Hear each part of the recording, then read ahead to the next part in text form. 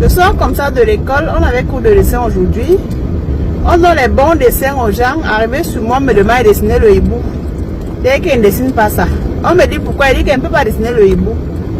On me dit que ok, si elle ne dessine pas, mieux je rentre. Je dis que ok. Mieux je rentre, je suis en train de rentrer. On va voir qui perd, il n'aime pas les bêtises. Pourquoi me demander à moi de dessiner le hibou? Pourquoi? Il ne sent pas que ça a une connotation bizarre au continent. Que moi je dessine le hibou. Je ressemble au hibou. Il ne dessine pas, il dit mieux ça t'est. Mieux, nous tous sommes pères, je rentre. C'est une histoire de quoi ça? Que si tu ne veux pas, tu laisses. Mieux je laisse.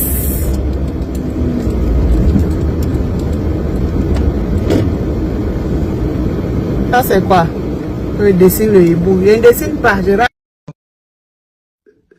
Bon, mais si tu ne veux pas que le moulin l'a fini avec toi, laisse-le passer tranquillement. Comme ça que tu cherches les problèmes. Après, tu vas commencer à te plaindre que chaque fois que tu viens travailler, si les gens te violentent, laisse d'un boy passer. Il passe sa route au calme. Rien ne lui propose. Salut, grand frère. Et ma chérie, bon, mesure est derrière pour lui refuser le café avec le cuir. Il fait chat. Bon, mesure dit, je ne donne pas le café. Je ne donne pas le cuir. Je ne donne pas. Papa, je ne donne pas. Je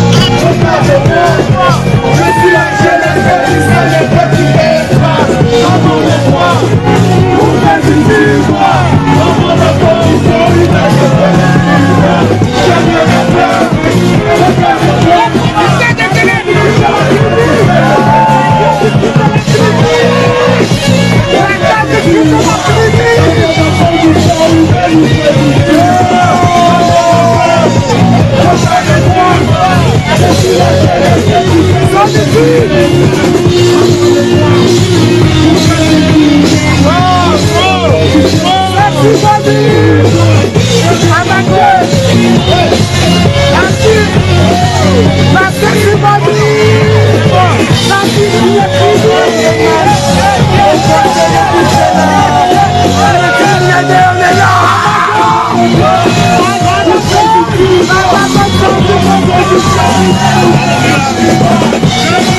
Moi, je ne pense pas à l'utilité d'un système où les gens sont présidents pendant 30 ans ou 40 ans, hein, comme notre président actuel, où les gens sont ministres pendant 20 ans. Donc vous voulez pas que votre père occupe le poste? Laissez-moi continuer. Moi, je pose des problèmes de principe, je ne pose pas des problèmes d'individu.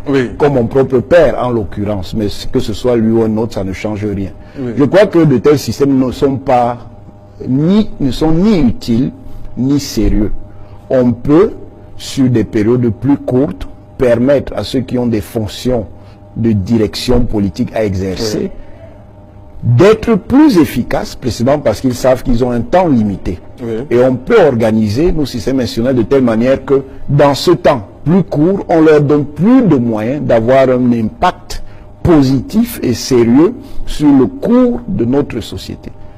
Voilà pourquoi moi ce genre de système ne m'intéresse pas, parce que même si vous avez des personnes talentueuses, brillantes, ayant même une certaine orientation morale, pour le dire simplement, bon cœur, dans un tel mécanisme, il y a toutes les chances que ces personnes soient perverties par les systèmes d'intérêt qui se cristallisent évidemment chaque fois qu'il y a un pouvoir, un ordre de pouvoir.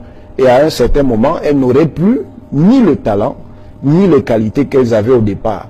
Parce que ces intérêts sordides vont les détourner de ces voies-là. Donc moi, je ne crois pas trop à ce genre de choses. Et j'estime d'ailleurs que pour qu'on ait une société véritablement plus stable, au-delà de la stabilité apparente et la stabilité médiocre qui est la nôtre, nous sommes bien stables, mais nous ne sommes pas stables de manière à prendre en charge de façon satisfaisante les aspirations et les ambitions de la plupart de nos citoyens, qu'on ait des sociétés qui fonctionnent sur une autre base que celle-là.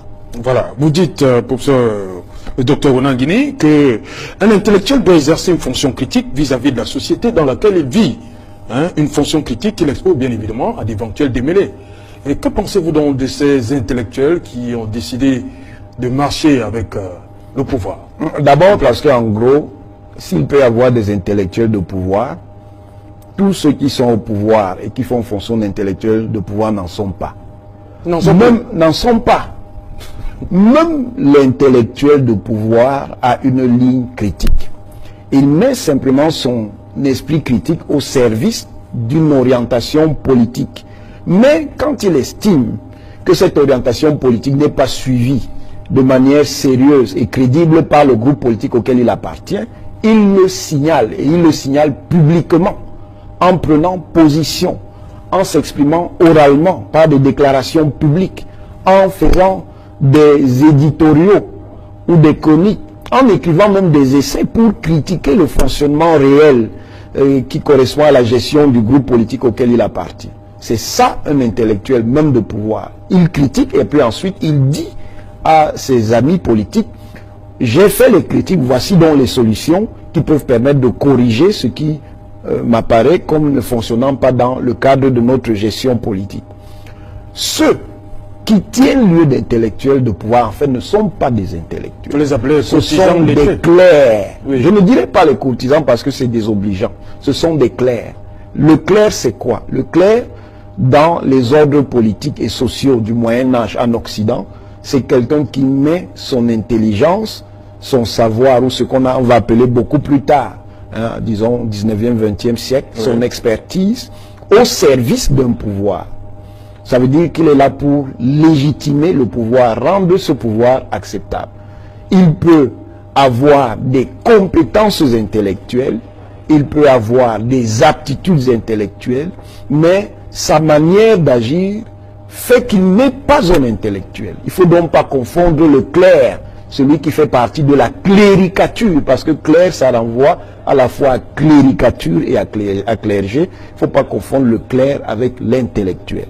L'intellectuel peut avoir toutes les sensibilités. Il peut être conservateur, réactionnaire même, il peut être réformiste, il peut être libéral, il peut être radical, il peut être révolutionnaire.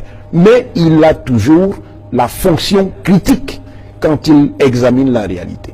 Voilà, docteur Wona, vous pensez que c'est faisable chez nous, dans notre société? Bon, si vous estimez que ce n'est pas faisable chez nous, ça veut dire que chez nous, les conditions de la liberté, les conditions culturelles de la liberté, les conditions morales de la liberté n'existent pas. La liberté ne peut pas exister là où il n'existe pas l'acceptation de l'esprit critique, c'est-à-dire de la capacité à aller à contre-courant de ce que sont les idées dominantes. Maintenant, on peut tout à fait réguler cet esprit critique, mais on ne peut pas complètement le supprimer. Quand on le supprime, on est donc dans une société qui est complètement dogmatique. Et le dogmatisme, en fait, c'est l'esprit des sociétés répressives, pour ne pas dire dictatoriales. Voilà. Le Cameroun n'est pas une dictature. Le Cameroun est une dictature, mais c'est une dictature libérale. Parce qu'il y a des dictatures de différents types. Il y a des dictatures libérales, c'est-à-dire des ordres sociaux qui sont en évolution. Il y a déjà un certain nombre d'éléments de la liberté au Cameroun. On peut être critique du système camerounais, on peut même être critique du régime camerounais et voir qu'il y a des éléments de cette liberté. Mais pour construire un système démocratique, la liberté ne suffit pas. Il faut encore qu'on apporte un système de garantie de cette liberté pour que cette liberté puisse fonctionner au profit de tous les acteurs de la société. Il faut encore que dans ce système de liberté, ceux qui jouent le rôle de régulateur, d'arbitre, se soumettent nous-mêmes aux règles. Ça veut dire que l'arbitre central qui conduit le match, il va arbitrer en fonction d'un code de jeu qui est arrêté et connu d'avance. Ça veut dire donc qu'il faut qu'il y ait ce qu'on appelle l'état de droit. Et cet état de droit-là est alimenté donc par des valeurs de liberté. Ensuite, il est important également qu'à la liberté, à cette auto-limitation par le droit, on ajoute de la solidarité. Une solidarité qui est double, une solidarité qui vient des individus, des personnes et des groupes sociaux, mais une solidarité qui est également institutionnalisée, de telle manière que dans un certain nombre de situations, ce soit les institutions publiques qui prennent en charge un certain nombre de questions pour en fait protéger les plus faibles. Voilà.